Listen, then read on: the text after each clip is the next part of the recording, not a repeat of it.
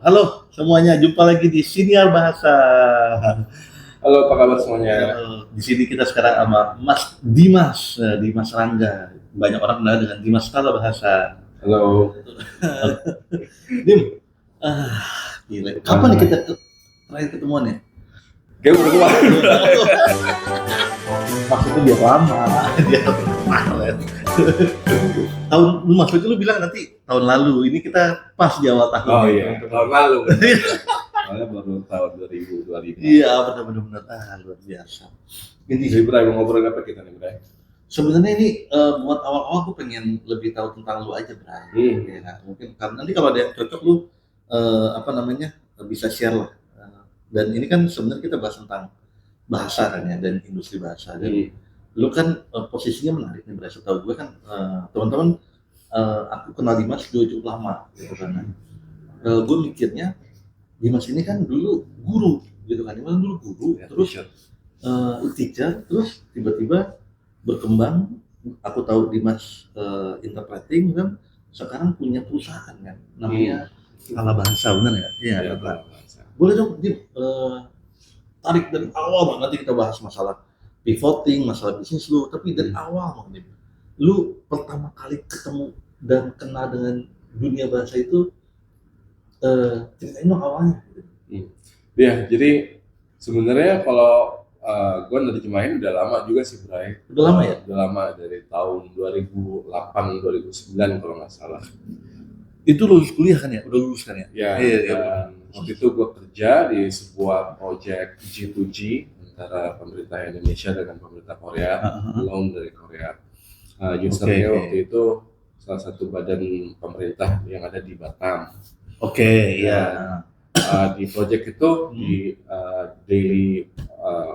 daily activities-nya ada pihak dari Korea, itu ada kontraktor, ada konsultan, ada project management gitu kan. Nah, dari usernya dari badan pemerintahan itu yang tadi gue bilang. Jadi komunikasi mereka Korea pakai bahasa Inggris dan lingua francanya bahasa Inggris.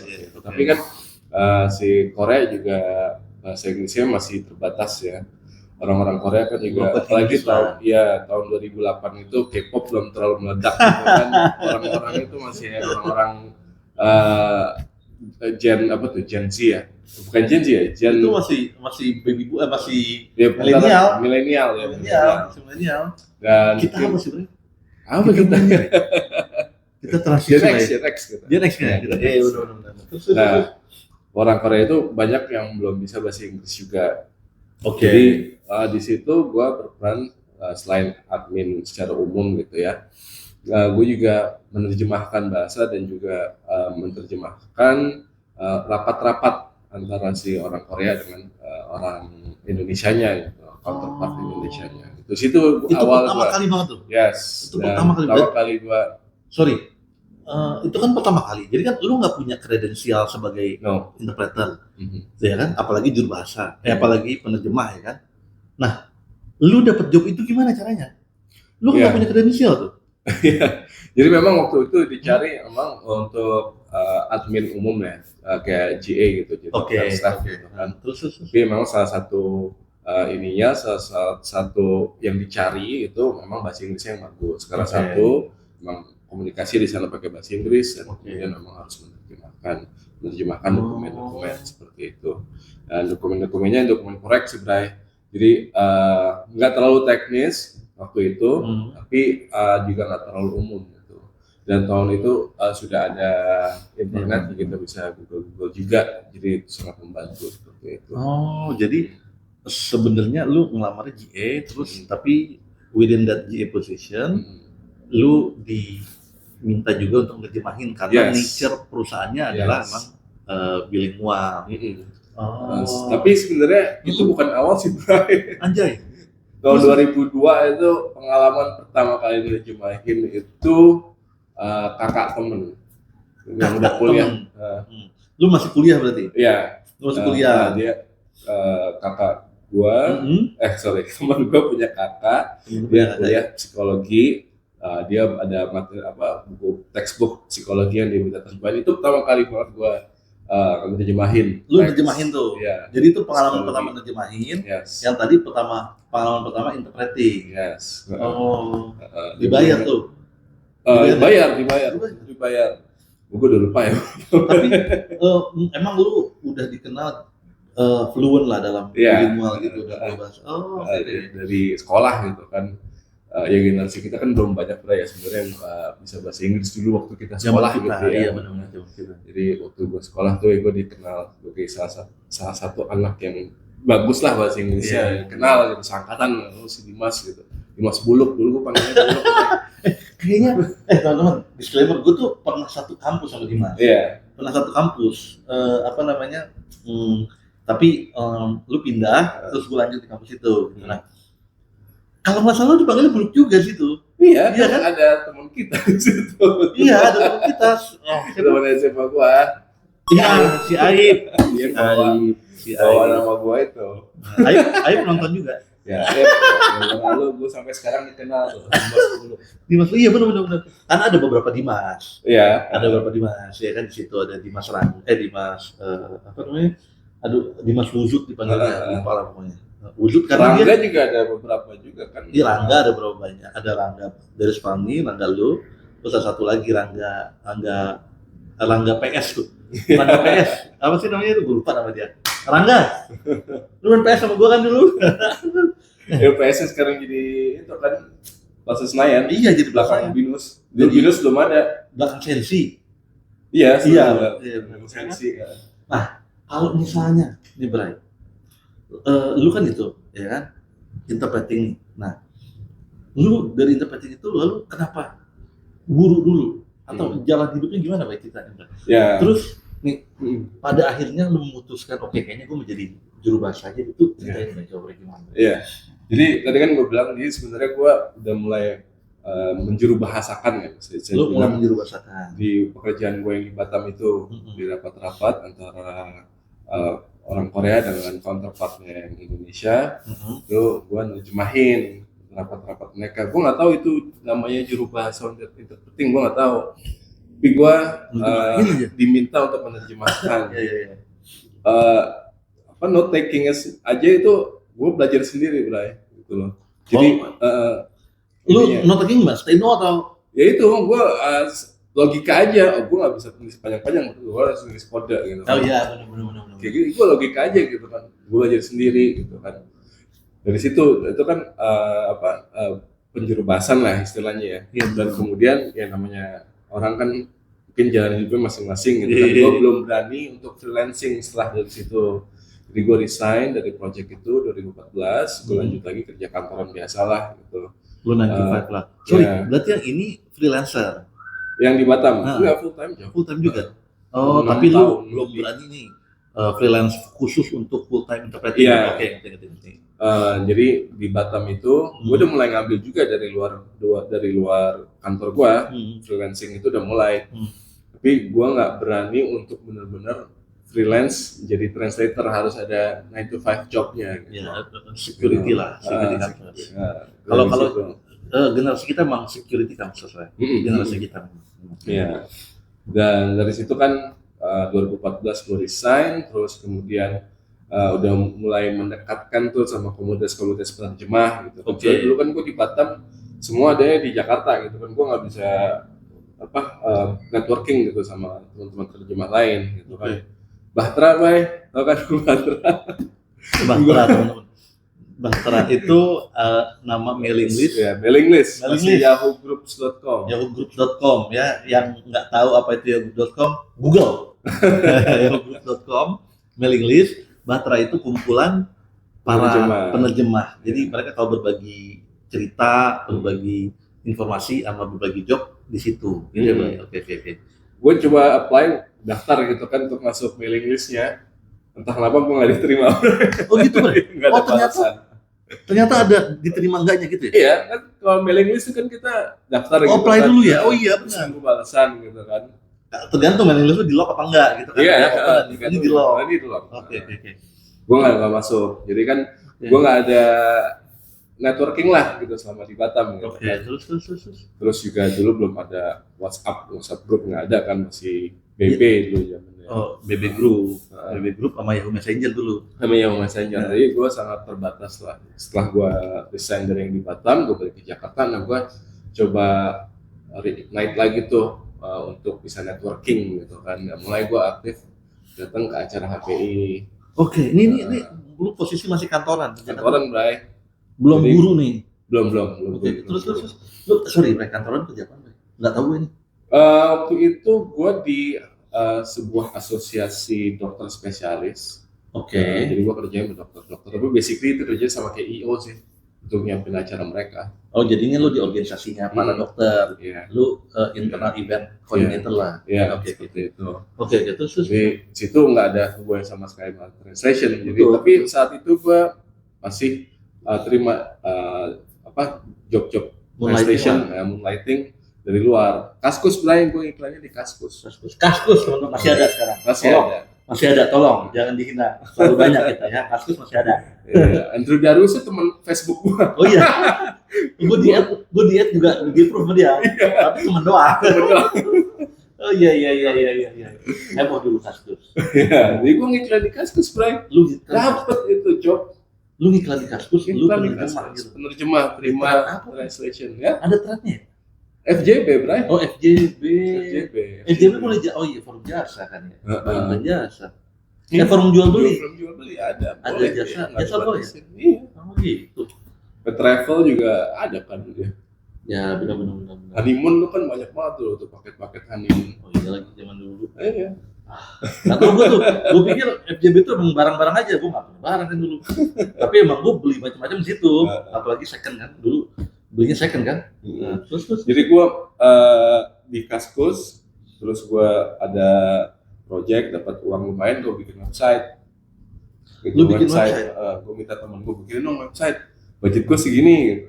Lu zaman Kaskus dulu udah punya website? Website Dimas gitu? Namanya dtranslate.com. dtranslate.com. Oh, dtranslate.com. Gue bikin website. Kita bikin temen gue statis aja websitenya gitu. Dan kayaknya itu juga membantu sih, semenjak itu gue agak lumayan lebih banyak gitu. Jadi dari dulu sebenarnya lu udah punya brand ya, Bray? Maksud gue lu udah punya website ya, Bray? Iya, gue bikin website kayak gitu. Terus ya seiring jalan, ya project naik turun gitu kan, akhirnya harus perpanjang lagi. Terus waktu itu lagi nggak ada budgetnya, akhirnya websitenya tutup, nggak terus lagi. Sorry, berarti jobnya nggak stabil banget dulu? Nggak stabil banget, tapi masih ada lah. Kalau dihitung-hitung ya, Bray, itu mungkin setahun itu sama dengan UMR waktu itulah. Dikali setahun juga gitu? Iya. Wah lumayan. UMR setahun. Jadi tambahan kerjaan. Iya. Additional another job gitu kan jadi. Itu dari dokumen doang, lu nggak pernah interpreting tuh saat itu? Dari dokumen nggak, makanya gue mulai networking tahu ada juru bahasa nih, udah tahu juru bahasa, uangnya lumayan gitu kan. Uangnya lumayan. Tapi gue nggak kesana, Bray. Kenapa? Karena gue dulu tuh sebenarnya gue nggak suka ngurusin event, Bray. Oh iya. Gitu. Walaupun gue kerjaan itu, I didn't like it. Gitu. Ngurusin event tuh gue gak suka, pengen gue kan penting di acara gitu, mirip-mirip event kali kan. Iya benar. Gue agak kurang semangat gitu. Ya, Terus juga ya udah fokus ini aja gitu kan. Terus mulai ada aktif di HPI. Terus tahu kan ada interpreting, oke lah. Tapi gue parkir dulu interpreting gitu kan. Terus udah ada tahu lah. Gitu. Dan kemudian kan sekarang soal ngajar nih ya. Jadi gue lanjut lagi S2 tuh tahun 2016. Lu S2 2016? 2017, sorry. Iya. 2017. Nah, gue kan sebelumnya belum pernah ngajar kan, cuman bahasa Inggris gue pakai buat cari duit gitu kan. Iya, benar. Tapi gue belum pernah ngajar. Nah, gue lanjut S2, salah satu mata kuliahnya itu kan teaching. Oke. Karena gue linguistik terapan bahasa Inggris. Tapi salah satu mata kuliahnya itu kan teaching, karena di Atma itu kan S1-nya itu lebih ke teaching gitu ya, bukannya sastra. Iya. Gitu kan. Jadi S2-nya juga ada teaching. Nah, situ gue dapat ilmunya ngajar. Lepas dari itu ya gue bilang, ya kenapa nggak gue ngajar juga gitu sekalian kan. Ngajar bahasa Inggris. Ngajar bahasa Inggris. dan gue apply sebagai teacher di salah satu kursus bahasa Inggris yang ternama lah di Lu Indonesia. Gue apply, kira diterima. Pas banget usianya tuh dibatasi 35 tahun. Oh gitu. Oh jadi ada batas usia ya? Batas Ya, atas. Bray, martabak Bray. Ya lanjut. Martabak Bray. Terus Bray. Gitu. Kita mau cuek aja ya. Terus. Gue pikir ya udahlah coba something new. Gue orangnya selalu suka cobain something new. Kalau lihat CV gue kerjaan itu gue selalu pindah setiap 5-6 tahun. Tapi Karena gue suka trying something new gitu. teman-teman ini kalau ini kita harus ingat umur ya. 5-6 tahun itu cepat buat ukuran kita. Ya kan kalau anak sekarang kan Oh iya 2 betul. tahun. 5-6 tahun tuh gila lu loncat mulu gitu kalau kita. 5-6 tahun ya. 2 tahun gitu kan. Tapi lu kayaknya lu udah punya tujuan nih. Ya. Lu loncatnya nggak sembarangan loncat ke any job yang dikasih atau di offer ke lu. Yes. Iya kan? Jadi lu lihat suitability ada nggak sih kata itu? Lihat kecocokannya, ya. Terus lihat kecocokannya, terus ini kayaknya gue bisa nih. Jadi lu ambil gitu. Dan lu kayaknya berarti bilang nggak nih kalau gue coba tarik kesimpulannya, gambarannya berarti lu tahu nih, pokoknya lu punya bahasa Inggris nih. Tapi lu butuh job security, tapi lu nggak lu tinggalin nih. Iya, nggak lu tinggalin. Jadi Harus. lu tetap jaga nih ketajaman skill lu gitu. Yes. Nah, teman-teman gitu. Jadi gue tau lah orang tuh jalan hidupnya nggak lurus ya kan. Ya, jadi kalau lu suka banget nih sama sesuatu, nggak perlu bahasa ya Bray, suka banget sama sesuatu. Tapi saat ini kerjaan lu nggak di situ. Lu lakukan itu on the side. Kalau dapat duit bagus, tapi kalau enggak hobi yang tetap hone that skill gitu ya Bray ya. Gitu Bray. Jadi jangan dilepas juga gitu. Kita tahu batasnya, you set the boundaries gitu kan, gimana kerjaan lo yang utama mungkin masih bisa jalan. Tapi kalau ada hasil lain yang bisa jalanin, coba jalanin gitu loh. Benar. Tapi Bray percaya nggak Bray? There was a moment waktu itu gue mikir Bray, udah gue mau pensiun aja translation nih, udah nggak mau jadi penerjemah lagi gitu. Kenapa? Waktu itu tahun berapa ya? Itu gue lagi kuliah S2 Bray, udah kayak overwhelmed banget. Kerja, ya kan, translate. Lu kelas karyawan berarti? Enggak juga. Anjir, lu nggak kelas karyawan? Enggak. Gila. 4 hari seminggu. Wow. Iya. Emang waktu itu gue ambil Atma karena itu sejalan pulang ke rumah waktu itu. Jadi lu pulang kerja, kuliah? Cocok lu. Lanjut. Iya, waktu itu gue sempet, gue overwhelmed banget, kayak gue pengen udahan lah gitu, udah gue ini aja lah. Kenapa yang lu korbanin yang ini berarti translation, bukan yang lainnya? Karena ini yang moonlighting-nya ini yang Oke. Iya, itu moonlighting-nya. Jadi sempat kepikiran lah gitu. Sempat gue ngomong juga sama istri, udah kayaknya udah aja kali ya translate. Udah lihat aja nanti kata gue gitu. Iya. Karena sebenarnya lu udah ada job ngajar ini. Iya. Dan waktu itu kan S2 udah mau selesai gitu kan. Tinggal wisuda, jadi gue pikir udah kapan gue fokus ngajar aja gitu kan.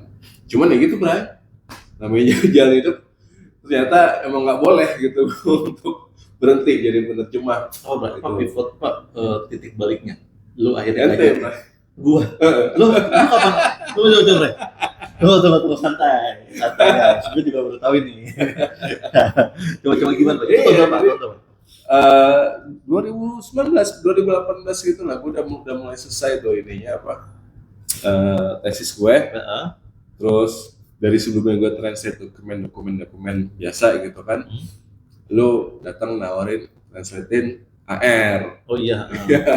Gue nawarin lu karena kita ketemu di HP. Iya Pak, kita acara Kak Ros. Iya Kak Ros, itu temu penerjemah, rumah penerjemah. Kita ada acara namanya rumah penerjemah. Halo Kak Ros. Terus. Ya, terus iya, jadi udah nggak semangat tuh kan, dan mulai sedikit gitu kan, sedikit orderan, terus overwhelmed. Gue pikir udah sedikit ini gue lepas, tapi tiba-tiba kata gue datang nawarin ngerjain annual report gitu yang lumayan kan. Lumayan. Lagi semangat lagi. Lumayan Bray. Terus. Dan gue bilang dikit ini bukannya maksudnya industri yang kecil ya, enggak, guanya aja gitu yang dapetnya kecil. Banyak teman-teman kita yang luar biasa jadi sugih, jadi kaya dari translation, Bray. banyak teman-teman kita, guanya aja gitu yang rezekinya emang nggak sebanyak mereka gitu. Jadi gua waktu itu kepikiran untuk lepas, tapi dan again memang Allah kasih jalan untuk gua tetap di jalan ini gitu kan. Nah, gua Dapat fokusin annual report. lagi annual report. Dan saat itu gue udah ngajar tuh ya, jadi teacher. Aku tahu itu gue tahu. Dan ya udah, gue coba jalanin. Gue pikir, wah, tadi itu apa? Kalau gue hitung-hitung setahun ya sama aja sama gaji gue setahun gitu. Jadi berarti kayak gue dapat double income gitu kan. Gitu. Jadi ya udah gue fokus lagi, gue semangat lagi gitu, Bray. Oh, di situ. Dari situ. Jadi itu sekitar udah tahun 2018-an ya. Nah, sekarang langsung nih, Bray. Yang akhirnya titik lu mutusin udah nih gue full time. Gitu. Nah, soalnya teman-teman nih, emang banyak banget orang yang menganggap kerjaan interpreter dan juru bahasa tuh hanya bisa dibuat sampingan, ya kan? Dan rightfully so gitu ya, Bray, karena nature-nya adalah freelancer, terus apa namanya, jobnya naik turun kayak lu bilang gitu. Kita harus networking, kita harus nyari job gitu kan untuk memutuskan wah udahlah gue fokus di sini itu kan take some courage and some calculation, apalagi udah berkeluarga kan. Nah, what makes you decide itu momen apa, Bray? Ya, jadi again ya, networking itu I think it played major role in my networking, in my career in translation gitu kan. Jadi at one point gue udah tahu I think I'm in the right crowd. Oke. Kan? Gue udah di tempat yang benar, di kerumunan orang yang udah betul gitu, yang pas gitu. Dan I think I thought that oke lah, gue udah di sini lah gitu kan. I think gue bisa lah masuk sini. Dan again waktu itu kan gue ikut Trifecta juga kan. Iya, lu ikut Trifecta. Trifecta itu adalah kelas 10 kali pertemuan intensif apa insentif intensif untuk belajar jadi juru bahasa. Iya. Terus jadi itu sangat membantu banget loh. Pertama dari skillnya, ya sebenarnya gue juga dari yang kerja di Batam itu gue udah mulai membangun kan. Iya, itu kayak memperkuat lagi gitu. Perkuat lagi, terus ilmu-ilmu baru juga banyak gitu kan.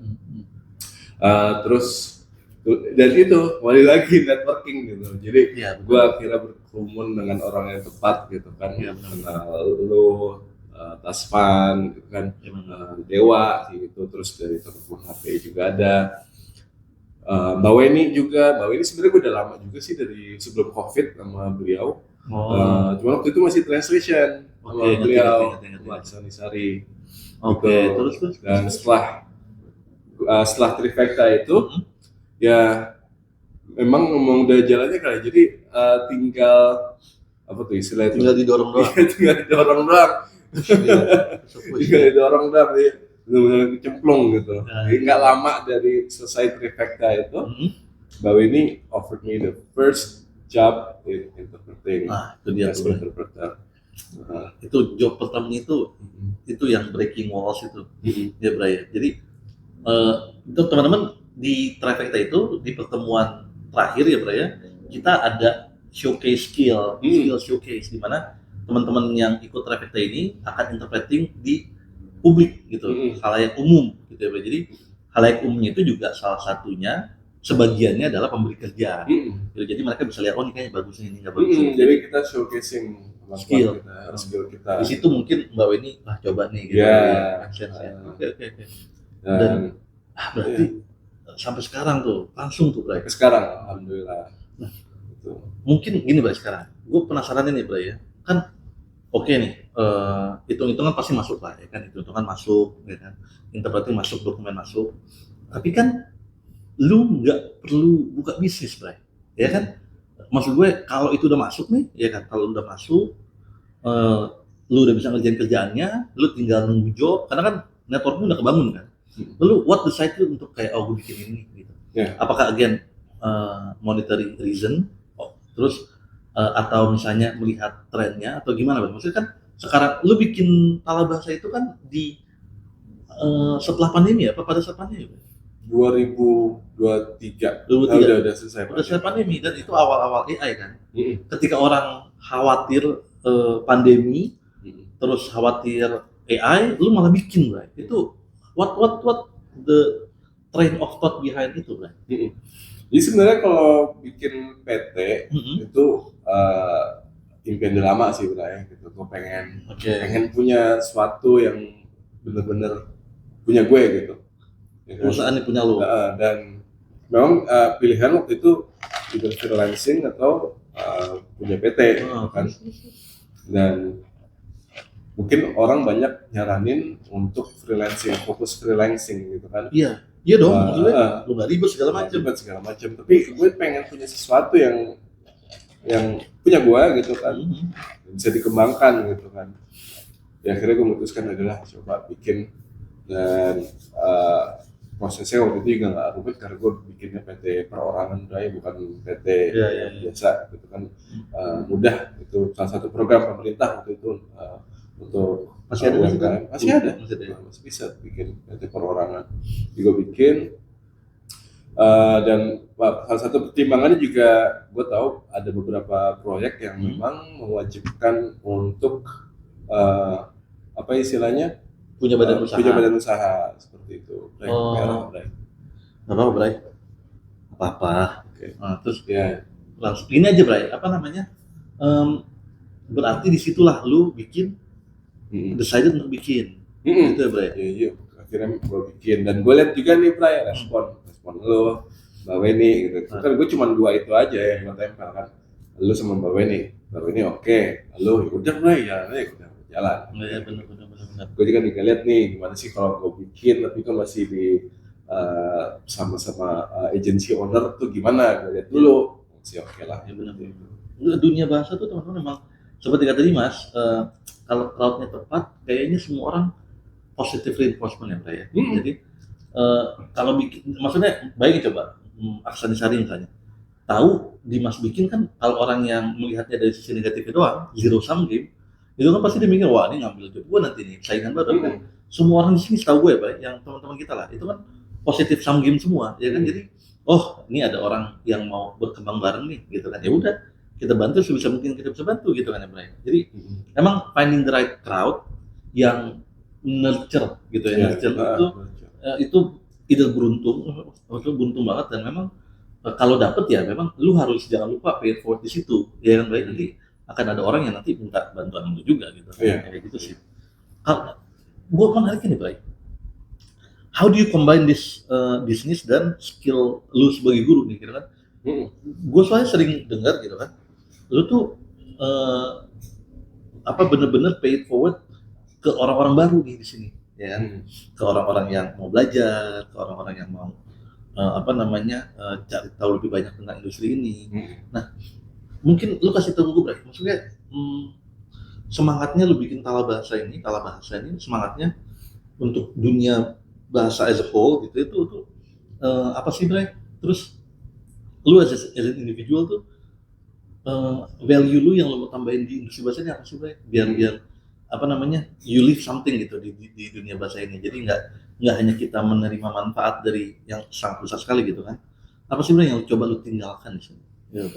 Ya pasti sih. Gue juga mencoba untuk memberikan ke orang-orang lain juga ya, karena gue juga nggak bisa pungkiri banyak peran orang-orang seperti lo, Mbak Weni gitu kan, yang benar-benar memberi gue kesempatan gitu. Dan I think that it cannot stop at me gitu loh. I have to pay it forward ke orang lain juga gitu loh. Dan mungkin yang gue coba tinggalkan di industri ini dengan gue ikut terjun di industri ini, yaitu ya untuk sama-sama berkembang juga, sama-sama tumbuh, sama-sama berkembang, ya, sukses bareng semuanya. Dan mungkin yang gue coba, salah satu titik yang gue coba fokuskan adalah teman-teman interpreter atau translator yang baru memulai karirnya. Itu yang gue coba ingin hadirkan gitu. Gue pengen coba menghadirkan kesempatan untuk teman-teman ini gitu, seperti itu. Terus long the way ini, seiring perjalanan lu kan lu bangun Tala Bahasa dari 2019 ya? 2023 kalau katanya. Katanya 2023, tapi lu mulai di dunia penerjemahan juru bahasa kan lumayan lama tuh, ya kan? Dari sepanjang pengalaman lu ini, Bray, apa nih Bray, challenge lu yang paling unik lah, nggak usah yang paling berat Bray, kayaknya gimana banget, challenge yang paling unik Bray, ya atau pekerjaan paling unik lah yang bikin lu wah nih gue ingat terus nih gitu. Iya, mungkin lu juga suka kalau ini nih ya, itu topik-topik yang agak sensitif gitu ya. Oh ya, topik sensitif. Waktu penerjemahan dulu tuh gue pernah translate, bukan translate, transcribe audio rekaman. Tahun berapa nih? Tahun berapa? 2014, 2013. Oke. FGD, jadi rekaman gitu untuk FGD. Topiknya adalah disabilitas. Oke. Jadi waktu itu ada seseorang wawancara disabilitas yang merupakan korban kecelakaan, Bray. Jadi bayangin Bray gua transcribe, dengerin kisah beliau bagaimana dia menjadi seperti itu gitu. Dan ya sampai jadi seperti itu gitu karena kecelakaan gitu. Dan sedih banget.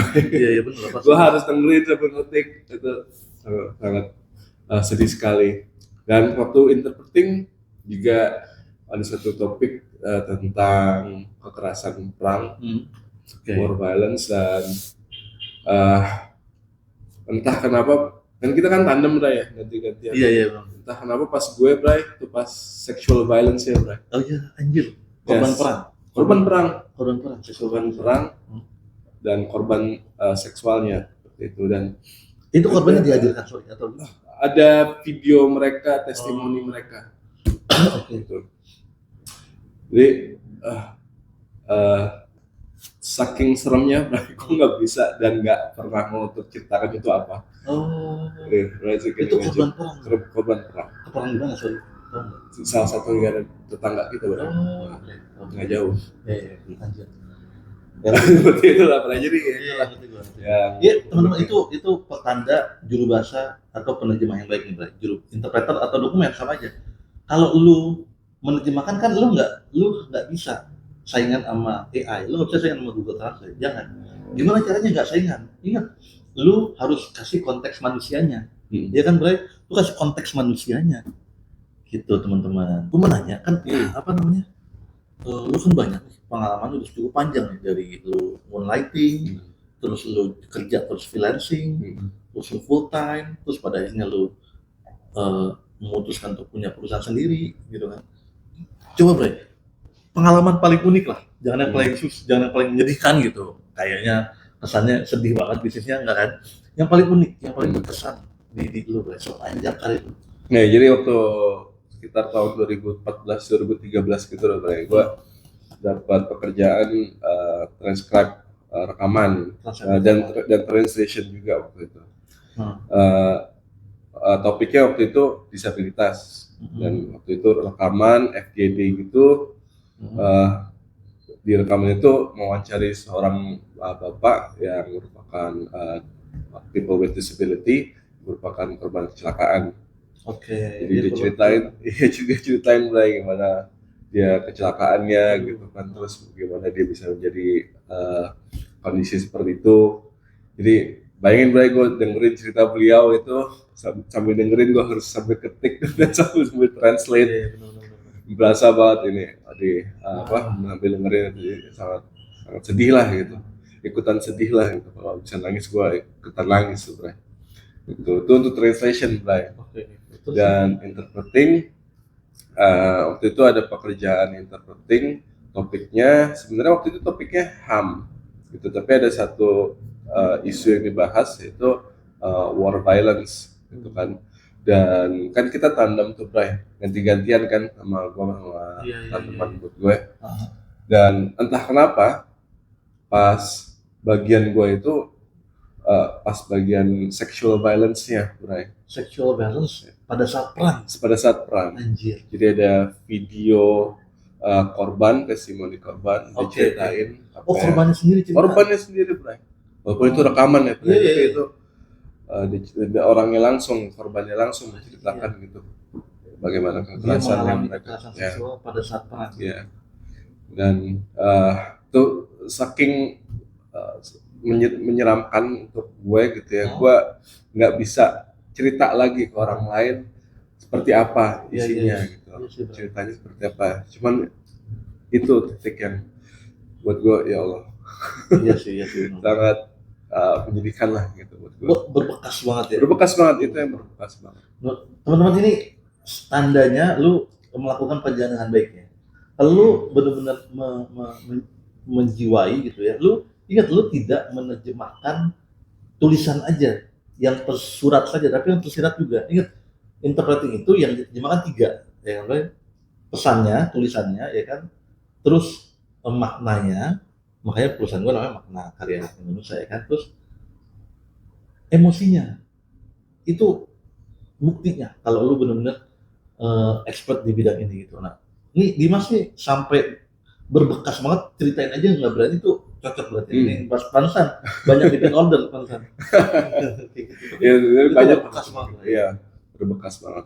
Terus gue selalu ingat dan ya mudah-mudahan jangan sampai dapetan kayak gitu lagi sih. So far itu yang paling. Tapi lo kalau ada job kayak gitu lo ambil? Ya? Kalau ada job kayak gitu lo ambil?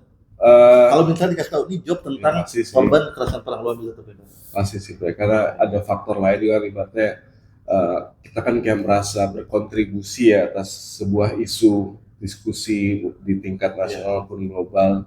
Dengan kita jadi interpreter di event itu, kita juga bisa merasa ada peran lah di situ. Iya sih. Nah, gue juga tuh suka nih gue dunia ini karena kita tuh sebagian dari orang yang mencerdaskan atau memperkaya gitu. Gue dan kita selalu ada di berbagai topik ya, Bro, ya.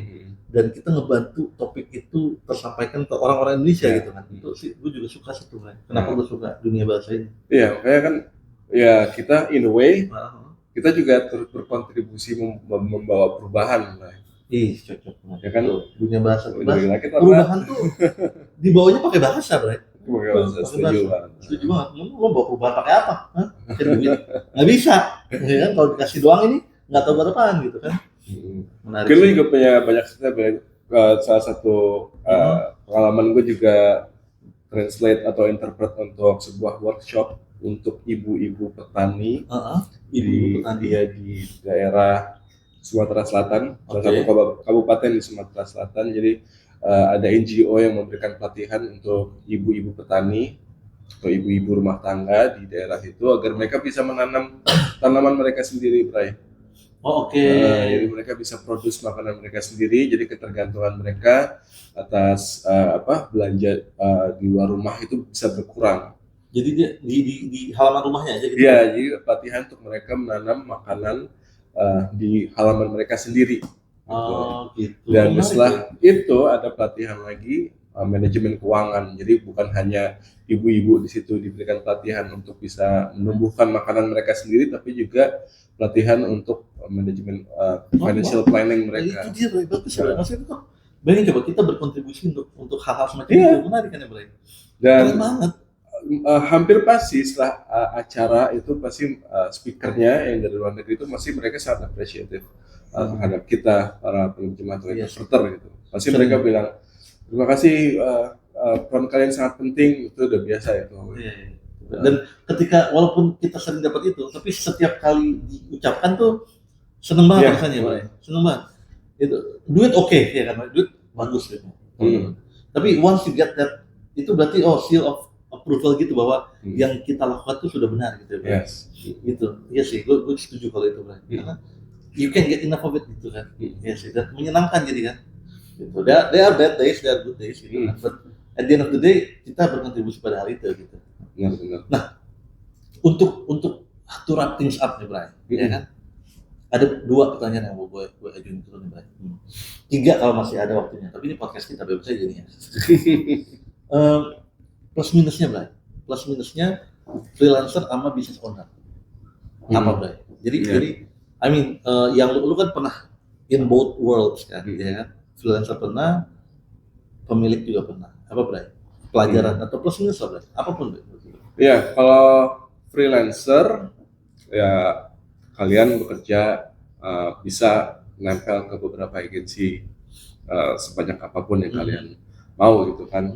Tapi mungkin di situ ada beberapa kekurangannya. Yang pertama yang kalian harus bangun nama kalian gitu. Jadi brandingnya nempel di diri sendiri seperti itu.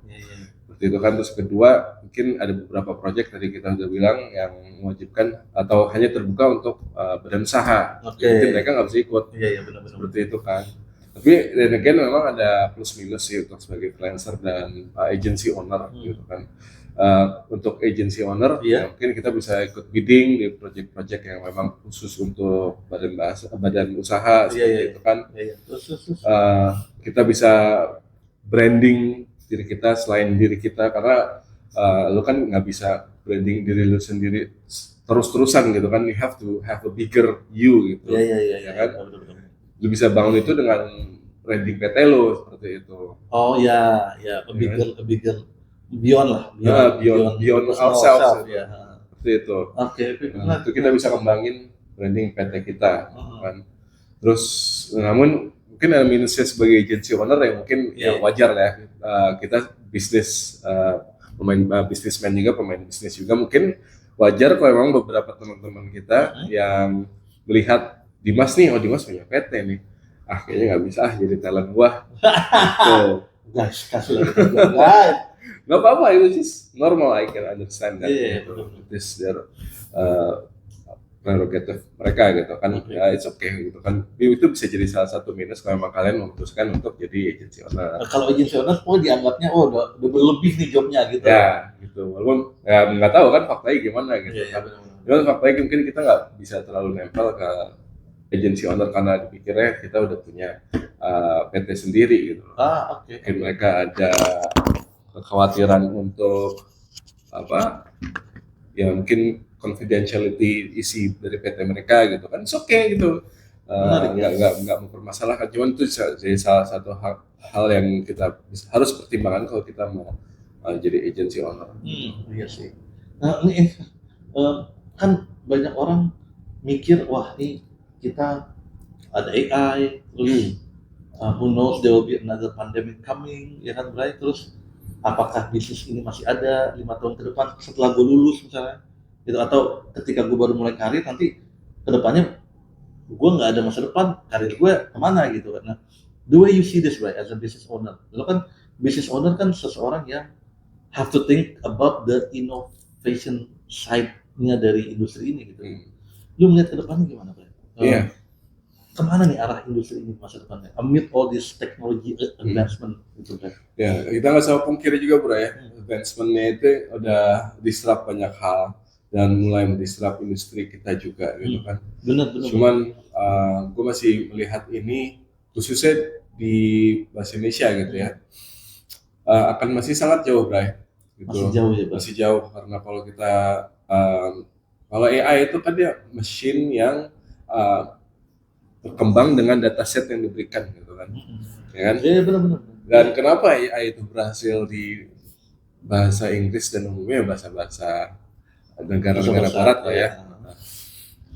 Mungkin memang bahasa mereka itu karakteristiknya sesuai dengan apa yang AI bisa proses, gitu, kan? Iya, sedangkan di bahasa Indonesia kita sama-sama tahu beda lingkungan, mungkin bahasanya gayanya bisa beda. Dialek, terus jargon setiap daerah ya. Setiap daerah, setiap profesi pun bisa beda. Lu sebagai orang-orang yang sering berorganisasi dengan orang yang mungkin kerja karyawan biasa, mungkin bahasanya akan sangat beda. Ya kan? Benar-benar make sense. Mau manggil lu tum gitu kan. Kayak gitu kan? Iya benar-benar. Siap tum. Di setiap diskurs, di setiap lingkungan itu berbeda nuansanya, berbeda bahasanya. Itu akan sangat sulit untuk mesin bisa memproses itu. Mungkin di satu level mungkin AI itu sudah mendisrupsi translation dan interpreting, tapi masih banyak lagi Bray di bawahnya yang ini masih, menurut gue sih masih jauh Bray dari disrupsi AI seperti itu. Apa nih yang akan hal baru yang akan ada di industri bahasa menurut lo Bray? Jadi kan kita nih the way we do things saat ini, I think completely different dengan the way people do translation and interpreting. I don't know, maybe 1 dekade lalu itu kan nggak terlalu jauh, 1 dekade 2 dekade gitu. Kita kan nggak ada Google Translate dulu, ya kan, orang pakai buka kamus. Sekarang Google Translate itu asal ownership-nya akhirnya di kita, itu mulai digunakan. terus AI juga jadi alat bantu gitu kan. Apa nih Bray? Inovasi atau mungkin bisnis baru yang lu lihat akan keluar nih Bray di tahun ini, tahun-tahun ke depan? Iya, salah satu teknologi yang gue juga suka pakai itu kan web captioner ya. Web captioner itu sistem yang kalau kita ngomong suara kita jadi teks. Iya. Jadi sama sih teknologi sama speech to text, mirip. Itu yang gue udah pakai selama ini. Dan gue rasa itu kedepannya mungkin bisa dikembangkan lebih jauh lagi. Itu mungkin kedepannya kita akan bisa lihat advancement-nya lebih jauh lagi gitu ya. Dan ini brings me to my next point gitu. Jadi menurut gue kedepannya itu translation bukan hanya untuk dokumen, bukan hanya untuk dari bisnis formal gitu ya. Kedepannya gue lihat akan translation-nya akan banyak di konten Bray. Translation konten. Yes. Dan konten aja di social media konten atau internet konten. Internet konten. Yes. Bisa juga dari YouTube seperti itu kan, dari social media seperti Instagram. Itu kita udah ada teknologi translation-nya. Tapi di situ masih ada kekurangannya menurut gua, karena teknologi closed caption yang ada di internet ini kan, either itu YouTube atau Instagram atau platform lain, itu masih ada kekurangannya. Ada banyak mispronounce dan di translate-nya salah gitu. Kalau closed caption kan dari bahasa asal ke bahasa asal kan? Dia bisa translate juga. Oh, bisa translate juga ya? Bisa translate juga. Oh, bisa tapi juga buat closed caption itu, wah, gue baru tahu aja. Bisa di-translate juga. Artinya yang gue ada lihat sih bahasa Indonesia closed caption, bahasa Inggris itu udah ada. Oh gitu. Tapi masih banyak kekurangannya. Dan situ where we can come in gitu ya, Brian. Dan harus juga kita beri edukasi juga ke masyarakat ya, bahwa jangan terlalu rely sama closed captions di internet, di platform apapun, karena dari pengalaman gue beberapa kesalahan translation itu bisa sangat fatal. Iya. Seperti itu. Bayangin ada salah satu konten tentang agama Islam seperti itulah gitu ya. Ada satu, dia lagi ngebahas satu tokoh yang tokoh Islam lah seperti itu. Siapa? Gue lupa siapa namanya, tapi di captionnya itu mungkin namanya mirip ya. Di caption jadi Fir'aun. Oh. Jadi orang yang semestinya benar, ada closed caption di closed caption di Fir'aun. Oh, iya. Gimana bro? Kita jadi orang benar, jadi orang jahat gimana? Iya benar. Jadi kesalahan itu dikit, mungkin nggak banyak. Change the whole context ya. Change the whole context. Itu yang harus orang pahami dan harus kita edukasi juga, dorong edukasi bahwa kalau emang you mau memberikan konten yang baik di internet, you harus provide translation-nya juga gitu. Jadi agar orang yang mau baca teksnya atau subtitle-nya itu bisa mendapatkan translation yang benar. Gitu. Jadi jangan ngambil, jangan mikirnya gue upload aja gue mau dapat viewer dari Eropa gitu. Ya orang Eropa pakai baca closed caption-nya, jangan menurut gue. You have to make your own subtitle agar itu juga subtitle-nya itu juga ada accountability-nya. Kalau ini kan closed caption, siapa yang bertanggung jawab? Nggak ada, itu bot aja. Bot yang bertanggung jawab orang yang pakai.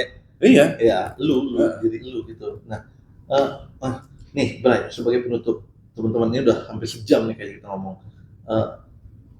Apa yang bisa lu kasih tahu Bray ke orang-orang yang baru mulai kayak lu 10 tahun 15 tahun yang lalu gitu Bray? Orang-orang yang masih in between, apakah dia mau coba interpreting atau mau kerja 9 to 5 atau mau freelancing atau mau coba full time gitu Bray. Tips atau apa namanya, nasihat dari lu untuk orang-orang yang baru mulai. Apa maksudnya? If you can do things better, knowing where you are now gitu kan, 10-15 years ago gitu Bray. Apa Bray? Ya mungkin gue kasih yang gue tau aja Bray ya. Iyalah, definitely. Ya pertama, mungkin if I can talk to myself 15 years ago, I would say build your network since day one. Build your network since day one. Ya, bayangin kan gue bilang gue mulai translate 2008, gue mulai datengin acara HPI 2016. Oh iya, agak telat. 8 tahun.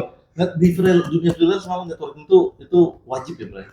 Di dunia freelancing dan di dunia jasa kayak gini, networking tuh memang speaks volumes.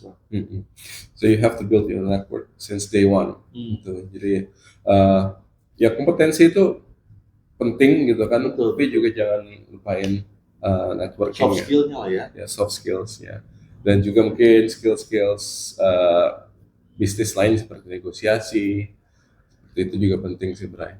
Negosiasi ya. Mungkin kita bisa bicarakan itu di episode lain. Oh iya, boleh. Kita bikin part 2, part 3 yang seru nih. Oke teman-teman, terima kasih Dimas. Siap. Terima kasih, nanti kalau kita ajak ngobrol-ngobrol lagi apa ya. Siap. Karena asal ada martabak. Boleh lo placement produk di sini martabak ya. Placement produk silakan. Oke teman-teman, terima kasih udah menyaksikan Siniar Bahasa. Kalau teman-teman ada ide topik apa yang mau dibahas atau ada pertanyaan seputar dunia freelance bahasa dan bisnisnya, industrinya, silakan tulis di kolom komentar.